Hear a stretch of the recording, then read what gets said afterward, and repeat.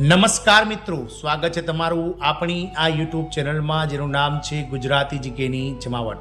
તો દેશભરના 75 લાખ કરતાં વધારે EPS 95 પેન્શન ધારકો માટે ફરીથી એકવાર એમ્પ્લોય પ્રોવિડન્ટ ફંડ ઓર્ગેનાઇઝેશન એટલે કે EPFO વિભાગ દ્વારા અને ભારત સરકારના શ્રમ અને રોજગાર મંત્રાલય દ્વારા એક મહત્વના અપડેટ્સ બહાર પાડવામાં આવ્યા છે। જો તમે પણ મિત્રો EPFO પેન્શન ધારકો એટલે કે EPS 95 પેન્શન ધારક છો અને તમે પણ મિત્રો હાયર પેન્શન માટે એટલે કે ઉચ્ચ પેન્શન માટે અરજી કરી હોય તો આજનો વિડીયો તમારા માટે ખૂબ જ અગત્યનો છે, કારણ કે સરકાર દ્વારા લાખો લોકોની આશાઓ પર પાણી ફેરવી દેવામાં આવ્યું છે અને સરકાર દ્વારા આ લાખો લોકોની આશાઓ પર કઈ રીતે પાણી ફેરવવામાં આવ્યું છે અને ઉચ્ચ પેન્શનને લઈ અને મિત્રો આજના વિડીયોમાં વિગતવાર ચર્ચા કરીએ।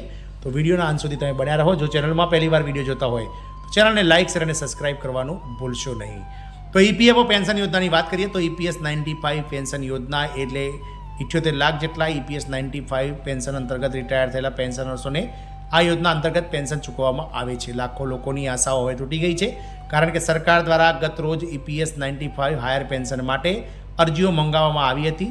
તો આ લાખો જે લોકો હતા કે જેમણે આ EPS હાયર પેન્શન માટે અરજી કરી હતી અને આ રિટાયર્ડ પેન્શનર્સો માટે મિત્રો જે છે તે મિત્રો હવે તેમની આશાઓ તૂટી ગઈ છે, કારણ કે સરકાર દ્વારા 15 લાખ જેટલી અરજીઓમાંથી 11 લાખ જેટલી અરજીઓને રિજેક્ટ કરી દેવામાં આવી છે એટલે કે ફગાવી દેવામાં આવી છે।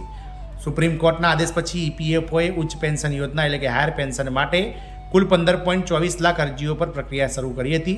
આમાંથી 11 લાખ જેટલી અરજીઓ નામંજૂર કરવામાં આવી છે। જાણીએ કેમ નામંજૂર કરવામાં આવી છે।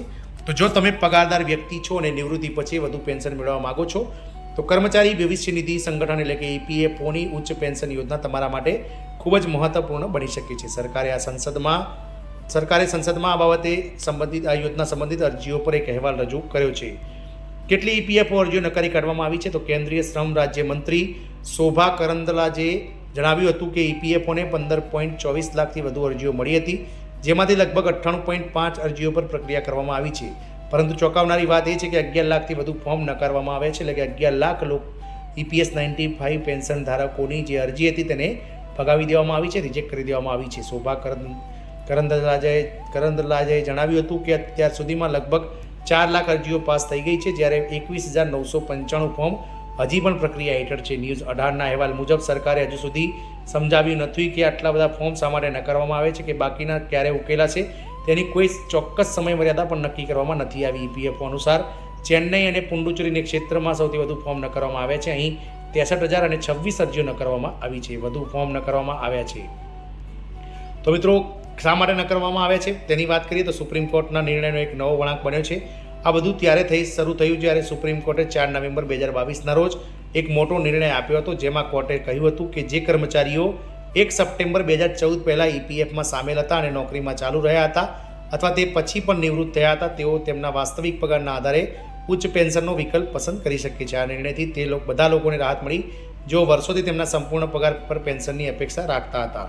EPFOએ ત્યારબાદ પ્રક્રિયા શરૂ કરી હતી। સુપ્રીમ કોર્ટના નિર્ણય પછી EPFO દ્વારા 26 ફેબ્રુઆરી 2023ના રોજ એક ઓનલાઈન પોર્ટલ શરૂ કરવામાં આવ્યું હતું, જ્યાં કર્મચારીઓ અને પેન્શનર્સો ઉચ્ચ પેન્શન માટે અરજી કરી શકતા હતા। પહેલી સમયમર્યાદા 3 મે હતી, જેને 26 જૂન સુધી લંબાવવામાં આવી હતી 2023માં। આ પછી પણ કંપનીઓએ તેમના કર્મચારીઓના પગારની વિગતો અપલોડ કરવાની ઘણી તકો આપવામાં આવી હતી। કોણ અરજી કરી શકતું હતું તો EPFOની આ ઉચ્ચ પેન્શન યોજનાનો લાભ ફક્ત તે જ લોકોને મળતો હતો જેઓ 1 સપ્ટેમ્બર 2014 પહેલાં EPFના સભ્ય બન્યા હતા। શું તમે નિવૃત્ત છો તો હજુ પણ તમે સેવામાં છો?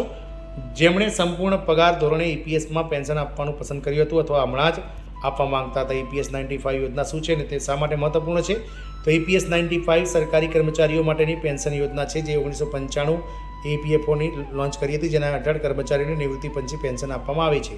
અગાઉ એ યોજનામાં પગાર મર્યાદા 15,000 હતી, એટલે કે જો તમારો પગાર આનાથી વધુ હોત તો તમારું પેન્શન ફક્ત 15,000ના આધારે નક્કી કરવામાં આવતું હતું, પરંતુ ઘણા કર્મચારીઓ ઈચ્છતા હતા કે તેમના સમગ્ર પગારના આધારે તેમનું પેન્શન પાછું ખેંચી લેવામાં આવે।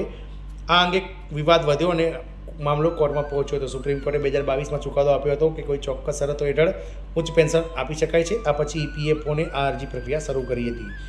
EPFOની અરજી પ્રક્રિયા કઈ રીતે કરવી તો www.epfindia.gov.in પર જવાનું, તેમાં મિત્રો કર્મચારી વિભાગમાં તમારે એમ્પ્લોઈઝ વિભાગમાં ક્લિક કરવાનું, યુએએન અને પાસવર્ડ સાથે યુનિફાઈડ જે મેમ્બર સેવા છે તેના પર લોગિન કરી ઓનલાઈન સેવાઓ પર જવાનું અને ફોર્મ 10D પસંદ કરી બેંક એકાઉન્ટ સાથે નિયમો શરતો પર ટિક કરી પરિવારના સભ્યોની વિગત ભરી પાસબુક અપલોડ કરી અને આધાર પરથી OTP વેરિફિકેશન પછી ફોર્મ સબમિટ કરી શકાય છે। આમ લાખો EPFO 95 પેન્શનર્સ તો નિરાશ થયા છે, કારણ કે સરકાર દ્વારા 15 લાખમાંથી 11 લાખ જેટલી અરજીઓ જે છે તે ઉચ્ચ પેન્શન માટેની નકારી દેવામાં આવી છે. જય હિન્દ, અસ્તુ.